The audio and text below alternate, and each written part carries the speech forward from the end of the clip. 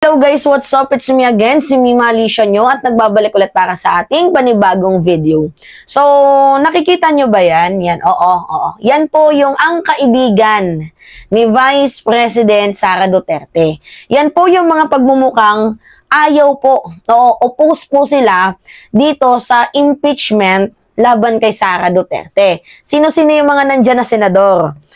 Nandyan si Jinggoy Cutie. Well, ano pa nga bang aasahan natin kay Jinggoy? Plunderer yung ama niyan. Nandito si Nancy Binay. Oo, kaya hindi nga nanalo yung yung ama nito, 'di ba? Mga minamahal bilang presidente kasi talamak yung issue ng corruption di umano doon sa Makati. Oo, alam niyo 'yan. Si JV Ejercito, si Migs Zubiri.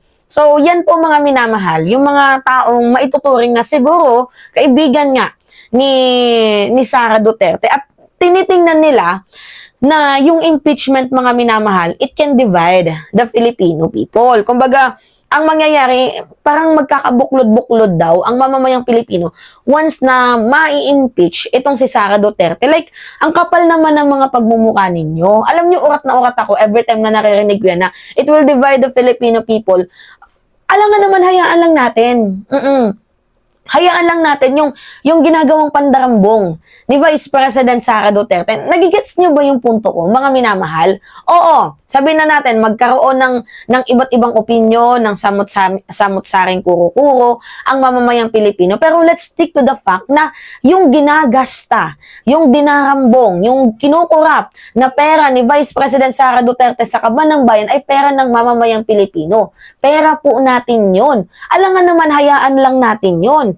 Hayaan lang ba natin yung ginagawang pagwawaldas? Hayaan lang ba natin yung ginagawang pandarambong, ginagawang korupsyon ng ating vice-presidente? Okay lang ba sa atin yon, sa inyo?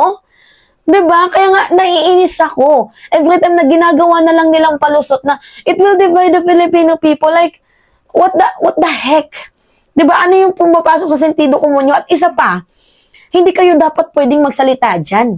'Di ba? Kasi kayo magiging impeachment court eh. Bakit kayo nagngangaw-ngaw, nagsasalita, hindi pa nga nakakarating yung proceeding sa inyo, hindi pa nga naiakyat sa Senado. Buti pa nga yung nasa Kamara eh. Oo. Yung mga tao doon sa Kamara, sa House of Representatives, maituturing talaga natin may mga bayag. Matatalino, matatapang, matitikas, hindi natatakot. 'Di ba?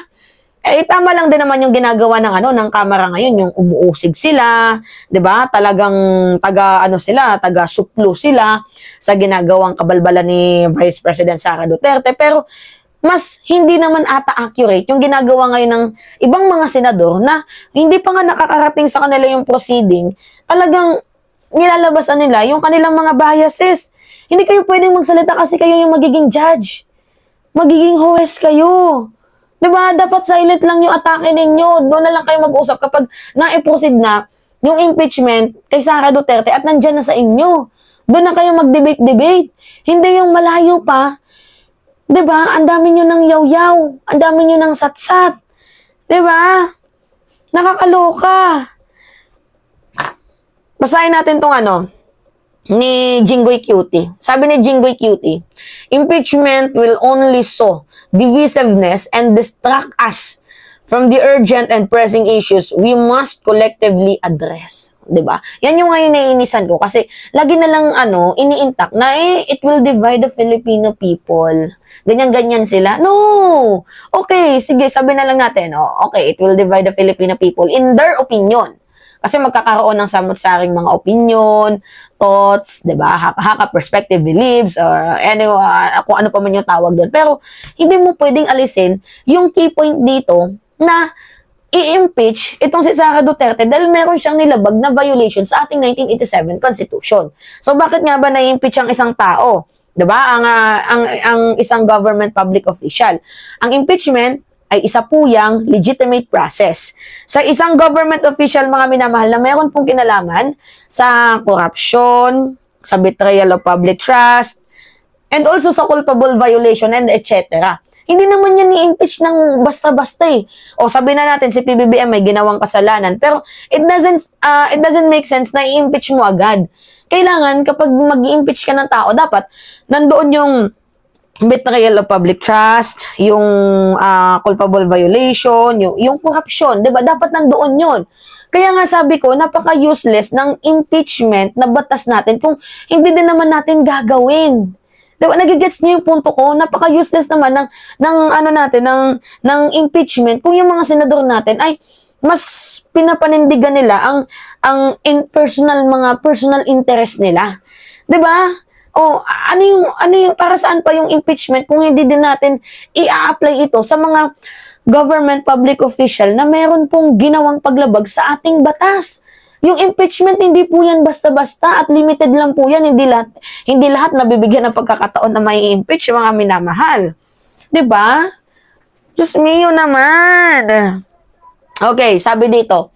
Sabi ni Nancy Binay, hindi makakatulong sa bansa natin itong usaping impeachment. Sana hindi pa din matuloy ngayon. Hindi matuloy kasi, sabi nga nila, same feather flocks together. No comment na lang kasi sinabi ni Nancy Binay. Sabi ni JB Ejercito, it's hard to move forward if the top two officials are bickering because it does not give a good signal, especially in the international community. Inisip mo pa, alam nyo, yung international community, they are upholding the transparency and accountability. So, we must do it then. 'Di ba? Gawin din natin yun. Kung ano yung will ng international community, kung ano yung mas nakakabuti, dapat doon tayo sumuporta. So, kung makakabuti yung pagpa-impeach kay Sara Duterte dahil sa madaming violation na kanyang ginagawa, so be it. Let it be. 'Di ba? Okay. Si Miguel Subiri. Obviously, it's going to be very divisive.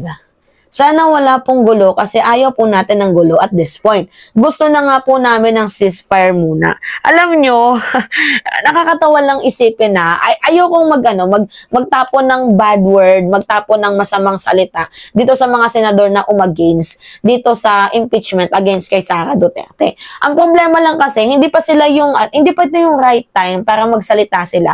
Hindi pa ito yung tamang pagkakataon para magbigay sila ng kuro-kuro nila. Kasi sila yung magiging impeachable court eh. Sila yung magiging huwes, sila yung magiging batas, sila yung magiging judge. So para sa akin, it's better na stay quiet, stay silent lang muna. Kasi hindi pa nga nakakarating sa inyo yung proceeding eh, 'di ba? Tapos agad-agad na kayo nagbibigay ng komento ninyo na it will be divisive, ganito ganyan. Diba, parang ang baboy. Nanggaling pa mismo sa bibig, sa bunganga ng ating mga senador na dapat sana, itong mga senador na to, ina-uphold yung transparency, yung accountability. Di ba? Naluloko lang talaga ako mga minamahal. Ewan ko ba ba't pa natin pinagtsatsagaan yung mga ganitong klaseng tao. Ay, para sa akin, kung ma-impeach man itong si Sara Duterte, babalik po yung integridad ng gobyerno, yung integrity sa ating government kasi matatanggalan ng mga buaya. Buaya diyan sa Senado na lumalapang lang, lumalamon ng kaba ng bayan.